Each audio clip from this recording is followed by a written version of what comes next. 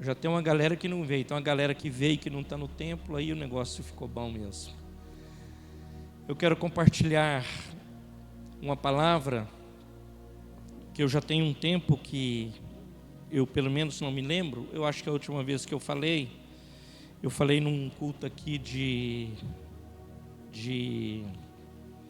numa quinta-feira, uma palavra que está no Salmo 46.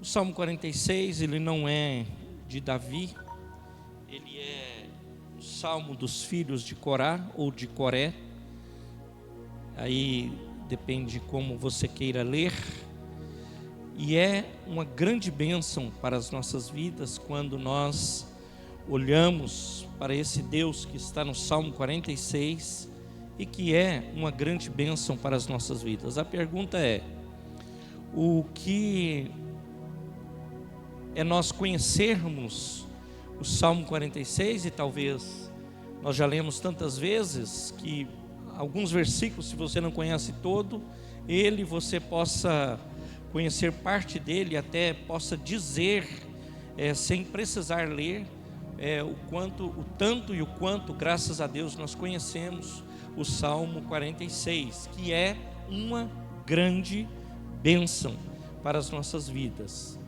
Então, meus amados, e eu olho para esta palavra e sempre nós usamos, né, esse termo ou essa terminologia. Meus irmãos, não é o quanto nós conhecemos a letra do Salmo 46, do 23, do 91, do 133, do 121, não é isso. É o quanto nós conhecemos o Deus do Salmo 46. Não é o contrário. Eu conheço e essa letra, e irmãos, a letra é uma bênção e eu amo a letra. E ela é maravilhosa e nós precisamos nos aperfeiçoar nela a cada dia. Porém, meus irmãos, a letra, por vezes, ela sufoca isso tudo, se você não conhecer o Deus que está além disso, o Deus que está acima disso e que é uma bênção para as nossas vidas. Então nós precisamos olhar para a palavra de Deus com essa grandeza, com essa maravilha, com a certeza que eu preciso melhorar a cada dia no que diz respeito a ser um crente, a ser um homem, uma mulher de Deus. Eu preciso avançar e eu preciso melhorar com certeza absoluta. Cada sermão, meus irmãos, que eu prego ou que eu ouço, cada vez que eu estou na igreja, cada vez que eu estudo, cada vez que eu me aprofundo, eu olho e vejo o quanto eu preciso melhorar, o quanto eu preciso, meus irmãos, melhorar em todos os aspectos da minha vida, aspecto moral, aspecto espiritual, aspecto devocional, o quanto eu preciso melhorar, o quanto eu preciso crescer. E o Pedro, ele fala isso: antes de todas as coisas, cresçam na graça e no conhecimento de Deus. E é onde, meus irmãos, a igreja falha, mas falha absurdo, porque ela quer graça, ela quer o movimento, ela quer um monte de coisa, mas o conhecimento, a igreja, ela não se aprofunda, ela não vai até ele. E hoje muitas pessoas, elas questionam e fazem os questionamentos. Eu às vezes concordo e por vezes não concordo. Porque no passado, acho que eu disse isso aqui semana passada. Porque no passado, irmãos, passado é passado. Nós não somos museu. Deus é novidade e Ele traz coisas novas, grandes, poderosas e extraordinárias para a nossa vida, e Ele nos abençoa a cada dia. Amém, igreja? Amém, igreja? O tema do sermão é: onde está o seu refúgio? Vamos repetir todos juntos? Onde está o seu refúgio? De novo, onde está o seu refúgio? No meu eu coloquei um olho, ali não está. Mas, amém, onde está o seu refúgio? É a pergunta para você. É a pergunta para mim. É a pergunta para nós todos. Agora deixa eu te falar uma coisa. Nós temos, por vezes, o hábito de, quando estamos ouvindo a palavra de Deus, nós falarmos assim: essa palavra é boa para o fulano, a palavra é boa para fulana, a palavra é boa para ciclano.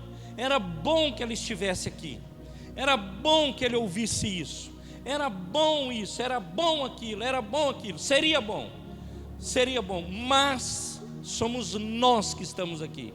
Então a palavra é para você, a palavra é para mim. Então eu não vou olhar para mim, a minha esposa não está aqui, está lá atrás dando aula para as crianças.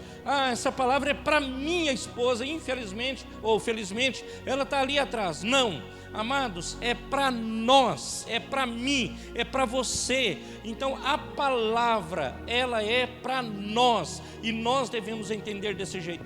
É para aquele lá que está lá não sei aonde, para aquele outro que está não sei aonde, para aquele outro que está não sei aonde. Não, é para nós. E a pergunta é: onde está o seu refúgio? De novo, onde está o seu refúgio? Onde está o seu refúgio? É a pergunta. Onde está o seu refúgio? Eu digo de muitos, que você pode concordar no número aqui, os que eu vou dizer, ou não. Você pode colocar mais algum, ou tirar algum daqui. Mas eu vou dizer o que eu imagino, onde esteja o refúgio de muitas pessoas. E digo algumas coisas. Para muitos, está na bebida. Para muitos, está nas drogas. Bebida é uma droga lícita. Droga é ilícita. Cocaína, crack, sei lá mais o que. Para muitos, na pornografia. Para muitos, na idolatria. Só que eu coloco idolatria, muitos imaginam que a idolatria, ir na Aparecida, ir no José, ir no não sei aonde. Irmãos, tem gente que idolatra carro, tem gente que idolatra filho, tem gente que idolatra marido, tem gente que idolatra esposa, tem gente que idolatra carro, tem gente que idolatra violão, tem gente que idolatra teclado. Idolatria é isso tudo. Tem gente que idolatra computador, tem gente que idolatra celular, tem gente que idolatra roupa, tem gente que idolatra a vaidade. Idolatra. Abri esse comentário sobre a idolatria. Onde está o seu refúgio? Na academia. Muitos acham que a academia resolve o seu problema. Eu sou a favor que você vá à academia e se cuide. Mas não acha que a academia sem Deus resolva alguma coisa para você. Não vai resolver. Muitos o seu refúgio está na geladeira. Assalta a geladeira de madrugada, cedo, de tarde, de noite.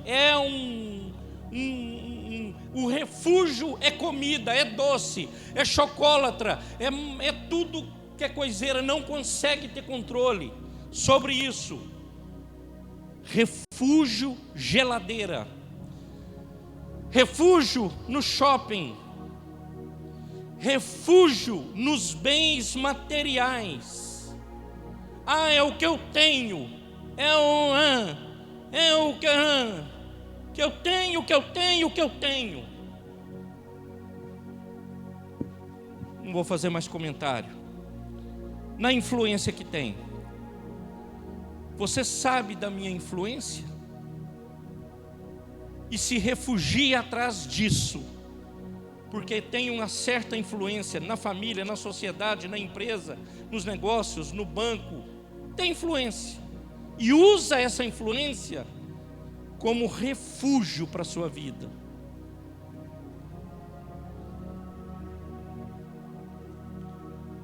Então, meus amados, eu poderia estender a lista aqui e paro aqui.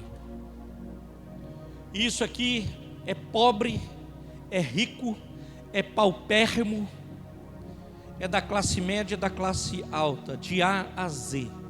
Todos, em algum momento, conheceram, conhecem ou vivem isso. Todos nós. É só se você não estiver vendo e ouvindo, é que você não está vendo isso. Mas é isso que está acontecendo.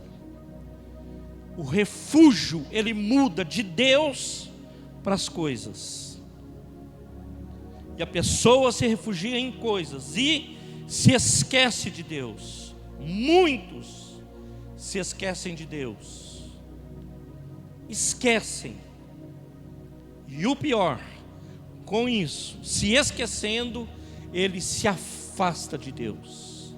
E aí, meu irmão, é a ruína de toda e qualquer pessoa, indivíduo ou família, indivíduo ou coletivo. É a ruína e não tem outro jeito. Eu falei para vocês, os crentes próprios não valorizam aquilo que Deus deu a nós, que é o privilégio de participar de uma instituição tão abençoada que é a igreja. E os crentes, eles olham para isso e não valorizam a instituição, essa criação tão maravilhosa e bendita de Deus. E eu citei aqui, acho que quinta-feira, algum momento aí, aquele rapaz que é o carnal, que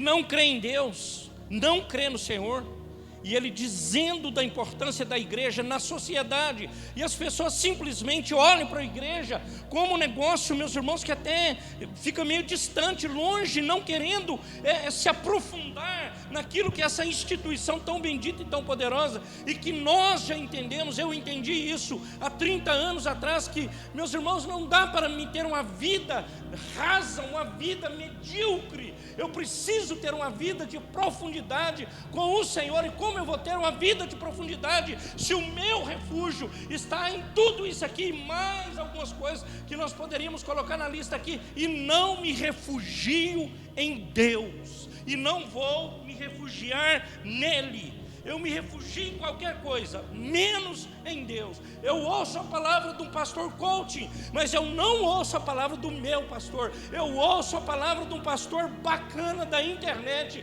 top internacional, mas não ouço a palavra do pastor que me pastoreia.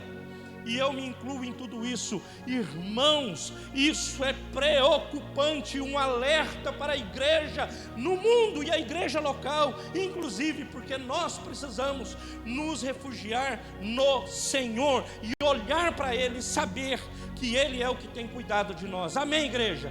Se coloque de pé e abra o Salmo 46. Ou coloque ele aí para nós, doutor Luigi. Está na NVI? Pode ser. Então vamos lá. Deus, vamos ler todos juntos na NVI, são poucos versículos, vamos ler todos juntos, está aqui, ó. Deus é o nosso refúgio e auxílio sempre presente nas adversidades. Por isso não temeremos, ainda que a terra trema e os montes se afundem no coração dos mares, ainda que as águas rujam e se agitem, e os montes sejam sacudidos pela fúria. Deixa eu falar e explicar isso aqui. Pausa, no antigo, as traduções antigas, ela está escrito interlúdio. Interlúdio é como se fosse começar como se fosse começar um outro assunto. Então, pausa. Interlúdio é a mesma coisa, é como você vai começar uma nova estrofe do hino, interlúdio. Mas deixa na NVI mesmo, por favor, gente boa. Eu já li o 4. Cujas águas alegram a cidade de Deus, o lugar santo onde habita o Altíssimo.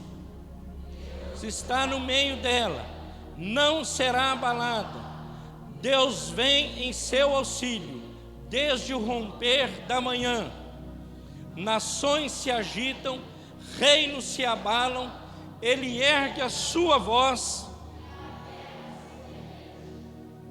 O Senhor dos exércitos está conosco, o Deus de Jacó é a nossa torre segura. Venham, vejam as obras do Senhor, os seus feitos estarrecedores na terra.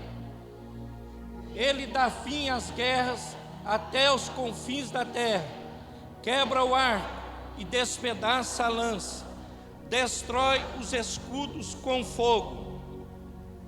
Parem de lutar e saibam que eu sou Deus. Serei exaltado entre as nações, serei exaltado na terra. Pode se assentar. Meus amados, só em Deus nós tem o versículo 11 ainda que nós não lemos, né?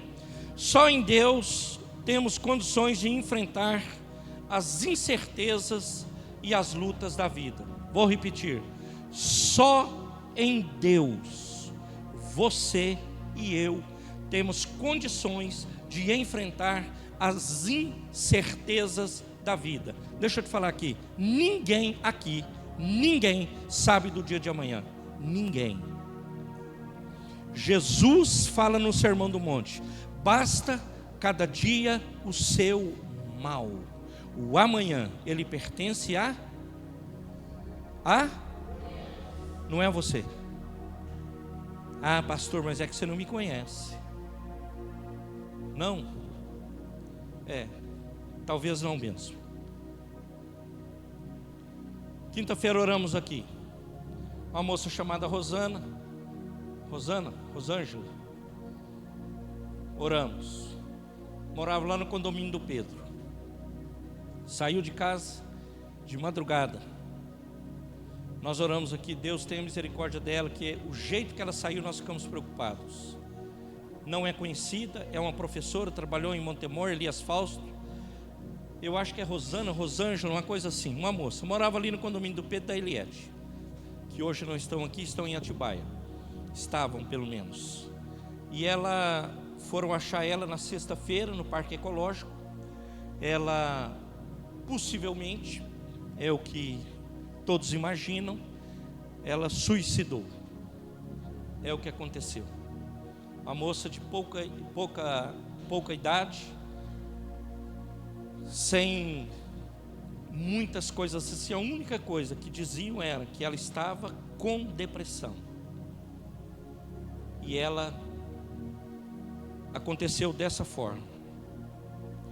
Isso são as incertezas da vida. Porque eu não tenho certeza, eu não tenho esse refúgio, eu não busco esse refúgio.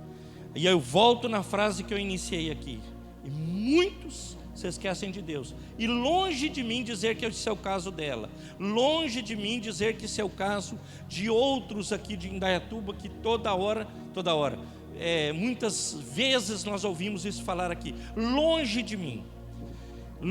de mim dizer, meus irmãos, que estavam ou estão afastados de Deus. Porém, é o que nós mais ouvimos. Então, meus amados, o Senhor, Ele fala que nosso refúgio é o nosso abrigo. Eu não precisava desenhar isso para você, mas abrigo, se eu estou vindo de pé aqui para a igreja, vindo de algum lugar, correndo, e eu chego ali, meus irmãos, a porta está aberta, eu entro ali para dentro, é o meu abrigo, é o meu refúgio. O Senhor me abrigou para que eu possa ali não tomar essa chuva, não levar um raio na cabeça, alguma coisa assim, molhar meu tênis. Foi o meu refúgio. Deus me guardou ali, Deus me abençoou ali. Então, meu amado, Ele é o que cuida de nós. Ele no meio das tormentas da vida, usando a chuva de novo, é o que cuida de você, e é o que cuida de mim, e é o que cuida de nós. E Ele é o nosso refúgio, Ele é a nossa fortaleza. Então, meu amado, essa fortaleza é aquilo que te dá vigor espiritual para você enfrentar de novo os dilemas da sua vida. Então, meu amado, cada crente, ele recebe de Deus isso para ele ir para a batalha, não de qualquer forma, não de mãos vazias, mas cheios da bênção de Deus. Ele é a nossa fortaleza. Então, meus amados, o operar de Deus, meus amados, é em nosso favor. O poder de Deus que opera em nós nos capacita a vencer os obstáculos da vida. Ele é o socorro na nossa angústia. E eu escrevi aqui, coloquei aspas para mim mesmo lembrar do que eu estava pensando quando eu escrevi. Por isso eu coloquei aspas, Romério, tenho a impressão que a humanidade, eu não queria usar a palavra empoderamento, que é uma palavra, é um clichê usado hoje por forma de lacração, que é a palavra moderna também. Não quero usar isso. Mas a impressão que eu tenho é que a humanidade no geral, ela se sente muito leve, livre e solto. Faz o que dá na telha, não tem direção de nada, faz o que dá na cabeça. Vai lá e faz. Vai lá e faz sem titubear. Que direção? Por quê? Porque a pessoa, ela sente-se autossuficiente. Não, cara, você me conhece, você sabe quem eu sou. Você sabe quem eu sou, você sabe da minha capacidade, você sabe com quem você está falando, você sabe quem é. Então elas são muito assim, sabe? Eu vejo muito isso, meus irmãos. Vejo pessoas sem educação, pessoas que não tratam mais as pessoas bem, não tratam com respeito, não tratam, meus irmãos, com jeito. Leva o negócio no mineirês fluente, com casca e tudo, de qualquer jeito. Isso tem jovem, tem velho, tem meia idade, tem de tudo.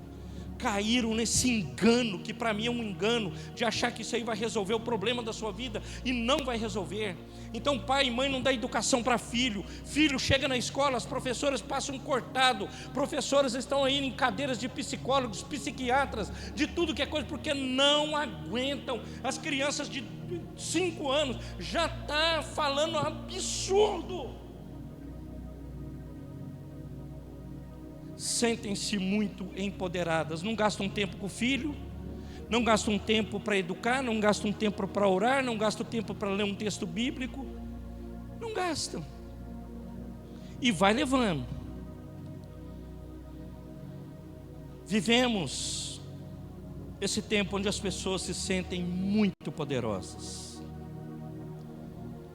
Eu tenho um juiz, ele é juiz no Rio de Janeiro, Dr. William Douglas. Ele é um cristão abençoado, foi até na época do governo anterior, foi um dos cotados para ser ministro da Suprema Corte. Uma bênção de Deus, um crente abençoado. Todo crente que fosse passar por um concurso deveria ler o livro do Dr. William Douglas, que levou cabeçada não sei quantas vezes, até que um dia Deus falou com ele: faz desse jeito, e ele fez. Aí ele fala assim, aí presta atenção se você conhece alguma coisa parecida. Muitos ateus curtem mesmo fingir que são todos inteligentes e superiores. Então eles curtem, acham que são inteligentes e superiores. Então você vai falar, com quem que você está falando? Quem é você? O cara fala para você, quem é você? Sentem-se superiores, procurando falar com fluência e racionalidade. Falam com fluência e racionalidade. Boa, olha que fluência do cara, olha que racionalidade dele, bom demais, top, legal. Aí o William Douglas vai concluir: mas na verdade são moleques de 19 anos que apenas procuram no Google o top 10, os 10 motivos para não acreditar em Deus. E isso, meus irmãos, eu troco a frase dele por tudo. Vai lá no Google e procura tudo lá. E lá, a partir do Google, costuma questionar tudo.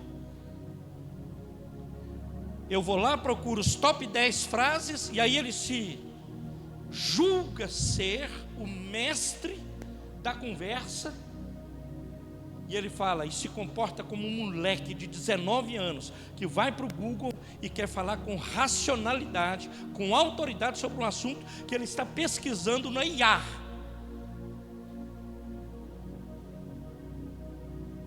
Irmãos,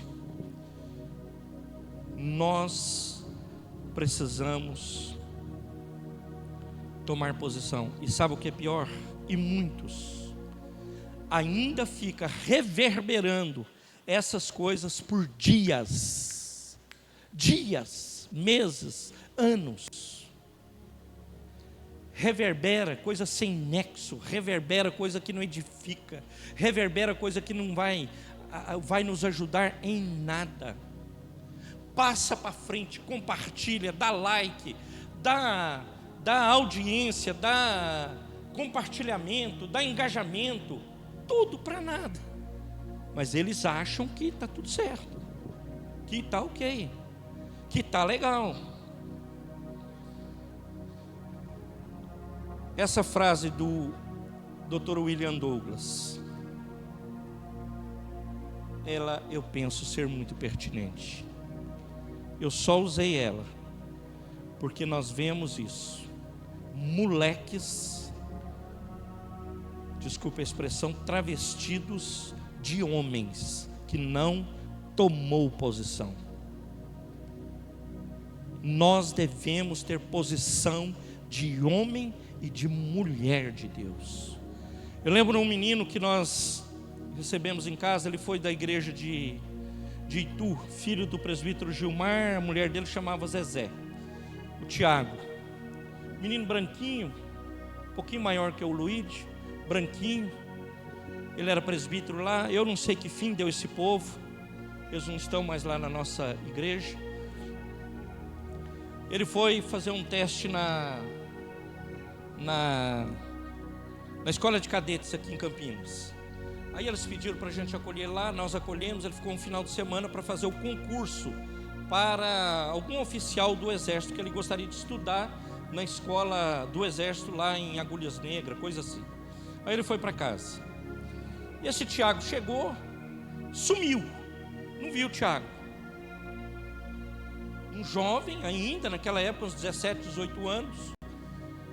E cadê esse menino? Não achava o Tiago. Aí eu fui falar com ele, falou: Tiago, vem aqui, vamos conversar um pouco e tal. E porque depois você estuda, depois você continua com isso aí. Ele falou: não, pastor, eu não vim aqui para isso. Em outro momento nós podemos fazer isso, mas agora eu tenho um objetivo. O meu objetivo é passar nessa prova e seguir uma carreira. Então eu tenho uma direção, eu tenho um rumo, eu tenho um propósito. Como eu recebi um que foi participar de concurso de juiz federal, também veio, Vetinho, lá de Belo Horizonte. Acampei ele aqui em casa 3 dias. Esse aí viradaço no Giraia, virado. Não tinha o que fazia esse cara parar, não tinha o que esse cara de prosear, de conversar, não tinha.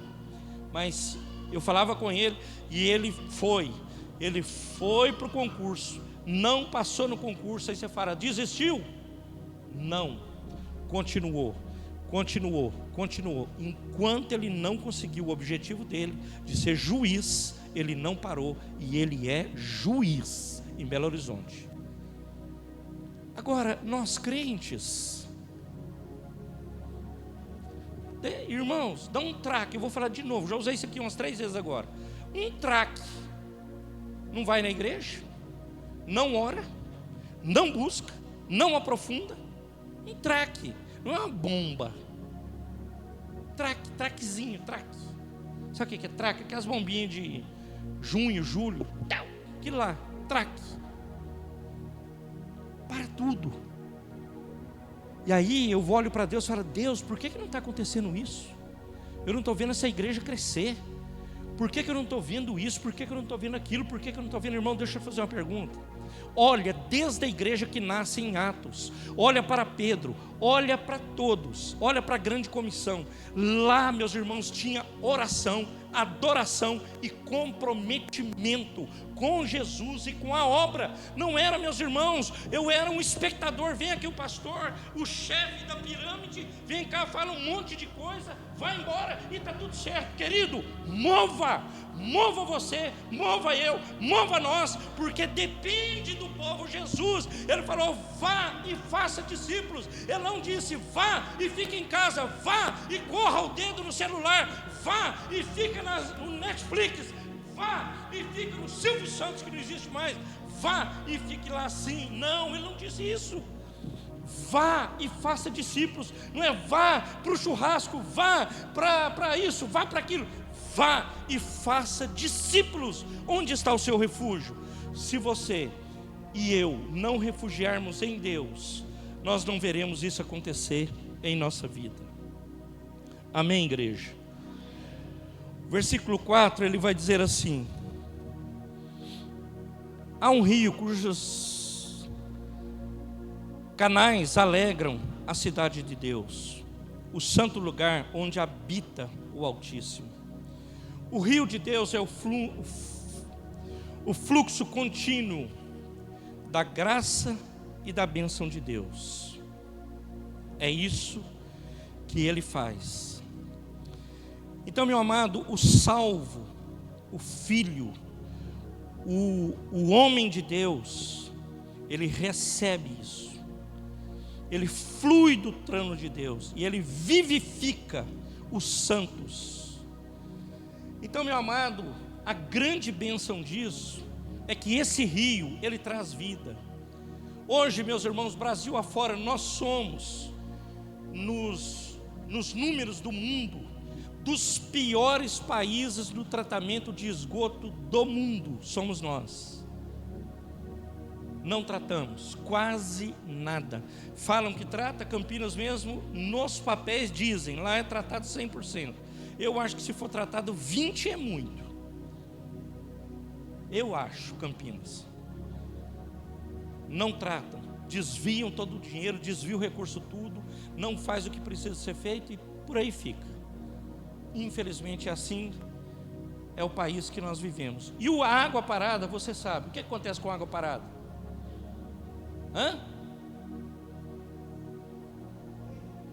Dengue, uma das coisas, o que mais? Apodrece, não tem vida. Olha para o Tietê. O rio Tietê, meus irmãos, cada água que você vê, qualquer aguinha, ela tem não sei quantos mil bactérias. O rio Tietê, ele é tão brutal, tão assim, poluído, que parece que lá é o mínimo do mínimo do mínimo de bactérias que sobrevive lá. Óbvio tem esgoto, óbvio que tem, mas você vê que ele não corre mais, ele é um troço assim, parado, um fedor, que misericórdia. E água parada é isso, e o crente precisa aprender isso. Fica parado, meus irmãos, aí vem depressão, angústia, ansiedade, falta de apetite ou muito apetite, vem, meus irmãos, tantas coisas, porque fica parado. Porque Deus não criou você para ficar parado, Deus não me criou para ficar parado. Nós não podemos ficar, nós temos que sair da inércia e olhar para Deus e produzir e fazer alguma coisa. Irmãos, pensa, um dia eu escutei isso, falando para aquele que fundou essa denominação, o pastor Walter. Eu escutei de um homem de Deus dizendo para ele, e quando nós chegarmos lá diante de Deus, ele fala assim: onde estão os seus frutos? Cara, que pergunta bruta. Frutos? Que frutos, mano? Que frutos, brother? Como que você vai se explicar para Deus? Como que eu vou me explicar para Deus? Não, enquanto eu era para gerar fruto, eu estava... Desculpe os que gostam de videogame. Eu estava no videogame. Enquanto era para gerar fruto, eu estava no skate. Enquanto era para gerar fruto, eu estava ocupado com outras coisas, com o meu intelectual. E você já pensou, Deus falando isso com você?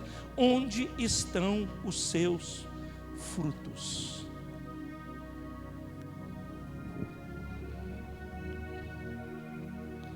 Meus amados, o Senhor cuida da igreja, cuida dos seus. Por isso você e eu precisamos nos aquietar diante da grandeza de Deus. Aquieta o seu coração, aquieta a sua vida diante desse Deus. Aquieta.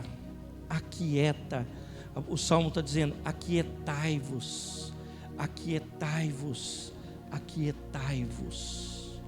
Ele é o teu refúgio. Você anda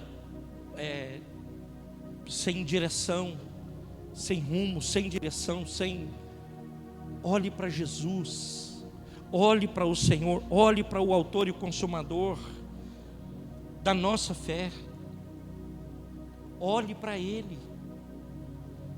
Então, meu amado, em meio a esse mundo aterrorizado, com medo, é preciso uma igreja que enfrente os seus desafios com coragem, porque há desafios peculiares a cada geração, que foi dado a cada geração. Hoje lemos isso lá, de pecados geracionais. Então, meus irmãos, é preciso enfrentar os desafios que estão postos. Quais são? Vai no shopping, olha, que você vê os desafios que estão postos. Vai nas escolas primárias, escolas superiores, escolas médias, você vai ver quais são os desafios que estão postos. Ou você acha que não tem? Olha como é tratado os velhos no Brasil, os pobres no Brasil. Olhe como é tratado os menos favorecidos. Olhe, está aí os postos, meus irmãos. Está colocado, está posto para nós. Está lá, céu claro.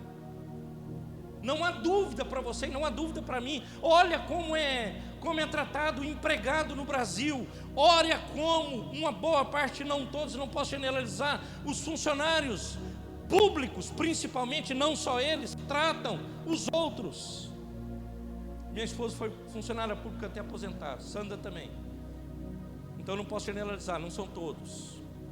Mas olha como eles nos tratam. Você fica feliz quando você vai lá? Numa boa parte das instituições, você volta xarope. Em Campinas, eu sempre mostro para o João, eu vejo esses caras que ficam multando na rua. Eu não sou contra o trabalho deles. Eu conheço um cara da fundação da INDEC, que eu conheço. Cara, eles sentem-se assim, como se eles fossem o Trump. Eles sentem-se como se eles fossem uma arrogância, uma coisa impressionante. Eu vi essa semana um cara encostou do lado de um carro. Eu estava saindo da fisioterapia que eu estava fazendo, cedinho, 8, 7 e poucos da manhã. O cara parou do lado, veio com a moto. A moça, sei lá, ela não está certa, irmãos. Ela não está certa. Ela estava mexendo no celular, falando, sei lá o que estava fazendo. Mas pelo jeito estava indo trabalhar 7h30 da manhã. Não é quem está vadiando, é alguém que está fazendo alguma coisa. Um carro até legal. Aí o cara parou, o outro, 2 motos emparelhou, um atrás e um na frente. Ele olhou, anota a placa aí. Olhou para ela, já saiu olhando dentro dos outros carros assim. Cara, isso é jeito de educar a população. Isso é jeito de tratar pessoas. Você sabe quanto você paga de imposto, quanto eu pago, quanto nós pagamos para ter esse tratamento?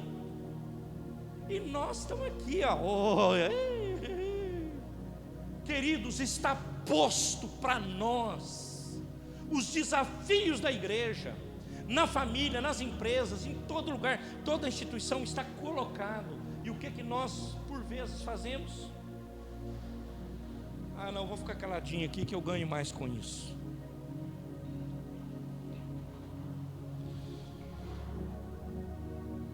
Nós precisamos ser essa igreja que enfrenta os desafios que estão postos, uma igreja que inspira pessoas para um novo modelo de vida. Vou dizer de novo, uma igreja que inspira pessoas para um novo modelo de vida. Vou repetir, uma igreja que inspira pessoas para um novo modelo de vida.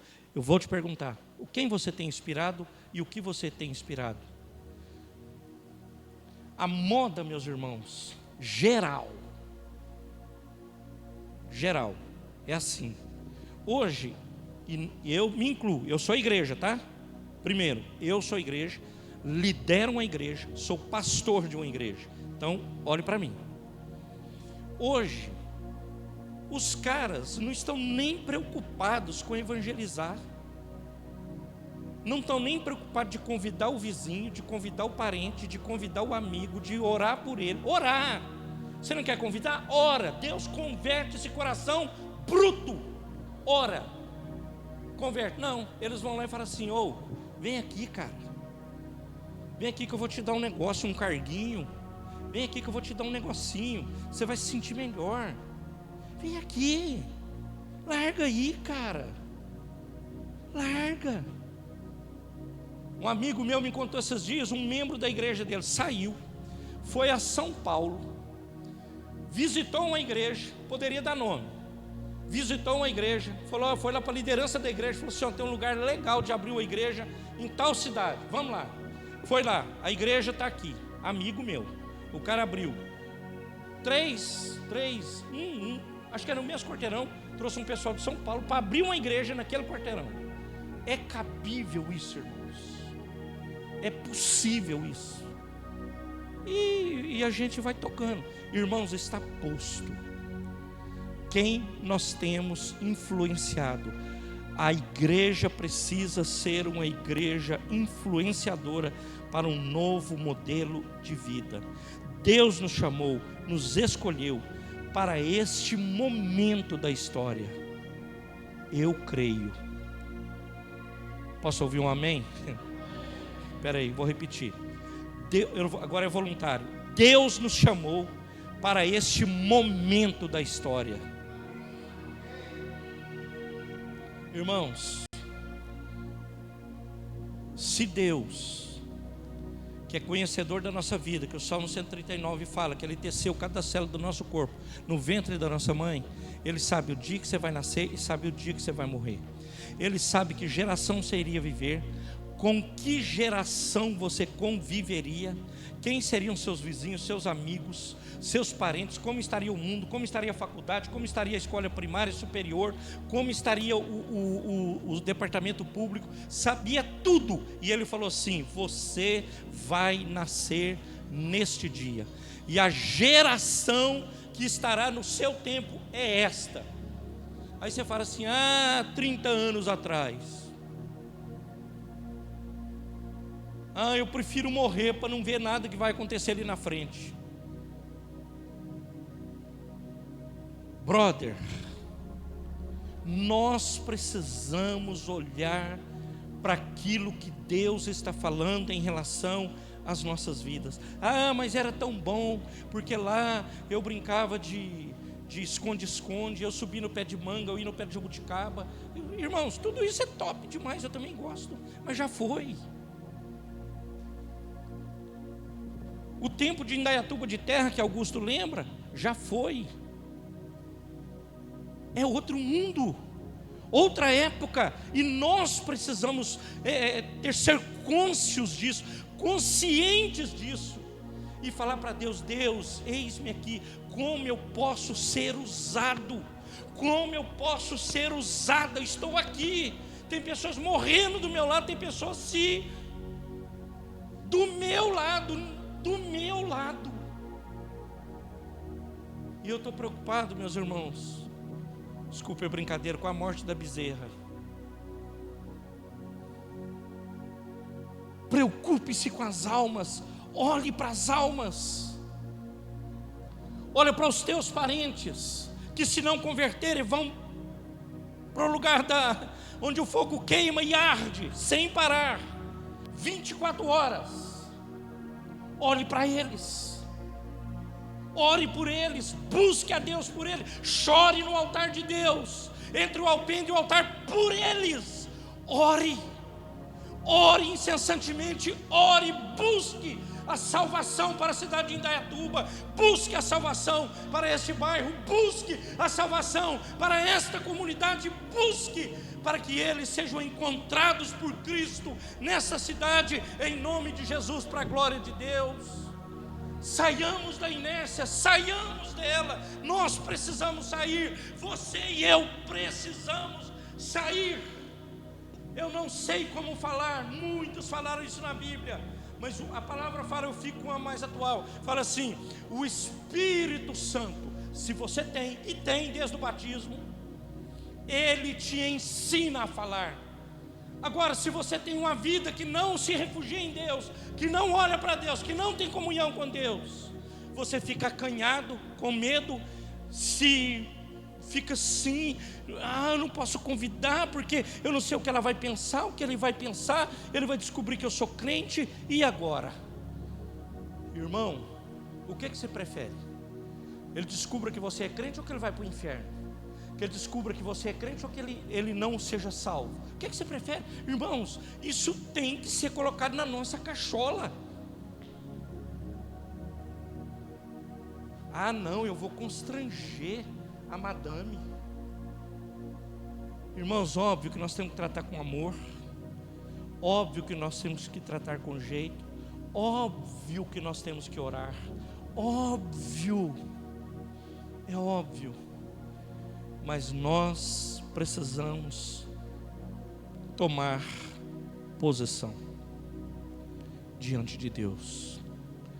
Que Ele te ajude, que Ele me ajude, que Ele nos ajude a avançar na missão, que Ele nos ajude a seguir em frente, que Ele nos ajude a olhar para esse Cristo, olhar para Cristo e saber que Ele é o abençoador da nossa vida.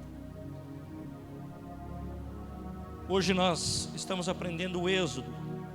Hoje nós lemos o capítulo 20.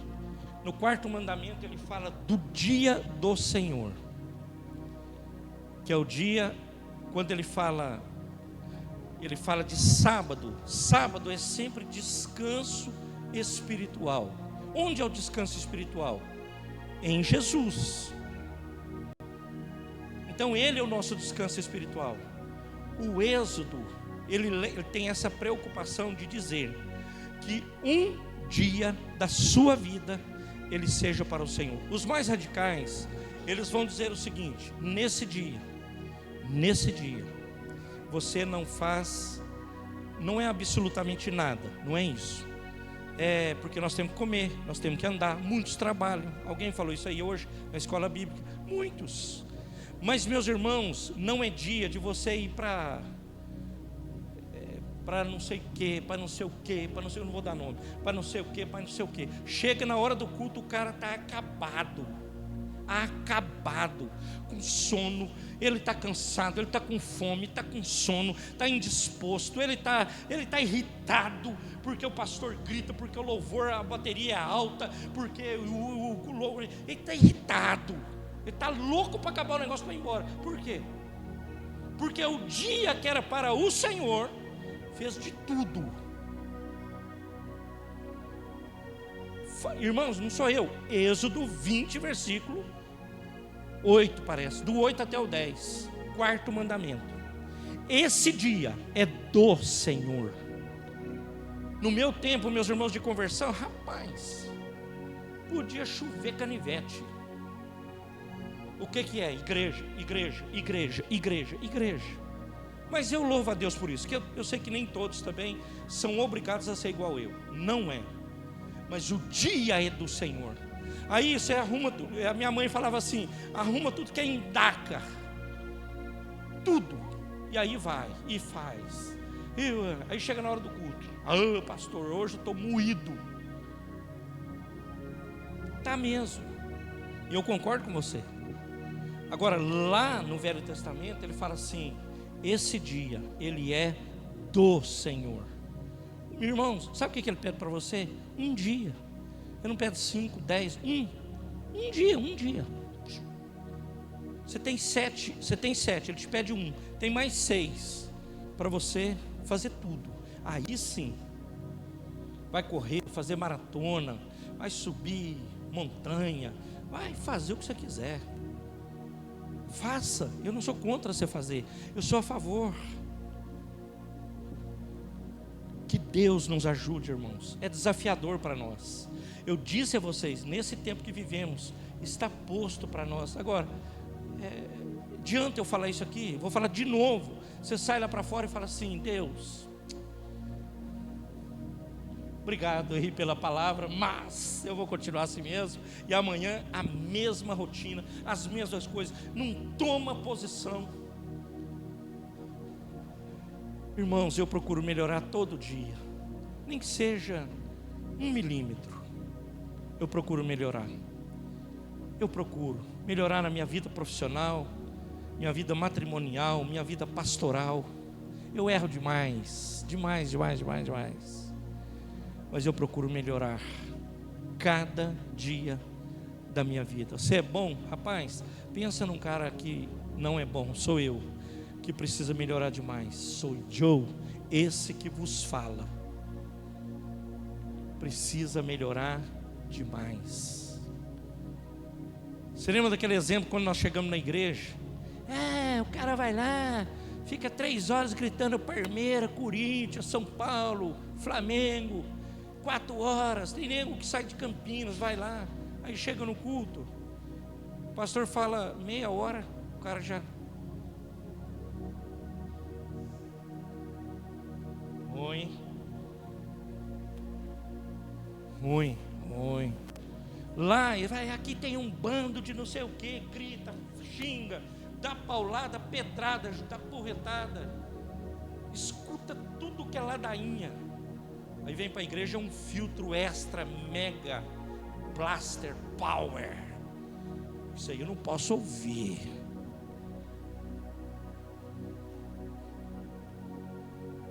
O Senhor é o nosso refúgio. O Senhor é o nosso refúgio. O Senhor é o nosso refúgio. Que Ele seja o seu refúgio, que Ele seja o meu refúgio. Eu me refugio nele. Você se refugie nele. Nossa família se refugie nele. Amém, igreja? Amém, igreja? Se coloque de pé. Eu não sou diferente de você. Só para você saber, não precisa de eu falar. Eu sou igual. Nós somos